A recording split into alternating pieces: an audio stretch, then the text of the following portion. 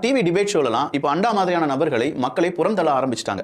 அண்டா மாதிரியான நபர்கள் பேசும்போது இவர் என்னப்பா பத்திரிகையாளர்னு சொல்லி சும்மா கேவலமா உட்கார்ந்திருக்காரு, அவர் திமுகவினுடைய ஆதரவாளர்னு சொல்ல வேண்டியதானே, அந்த தைரியம் கூட இல்லாம இவங்க மக்களுக்காக பேசுறதா நம்மளை நம்ப வைக்கிறாங்க. இந்த குரல்களும் அதிகமாக ஒலிக்க ஆரம்பித்து விட்டது.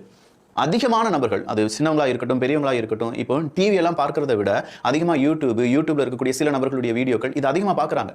இப்படி பார்ப்பதனால் யார் நல்லவங்க யார் கெட்டவங்க அப்படிங்கிறத அவங்களே சொல்ல வேண்டாம், இல்ல அவங்க ரிசர்ச்சும் பண்ண வேண்டாம். 4-5 வீடியோ பார்க்கும்போதே இவங்களுக்கு தெரிஞ்சிருது, மக்களுக்கு புரிஞ்சிருது, என்னையா இதெல்லாம் மீடியாவில் வரமாட்டுக்கு, இவன் பேசுறானே, இவன் பேசுறது உண்மையா பொய்யா அப்படிங்கிறத அவங்க தேடுறாங்க.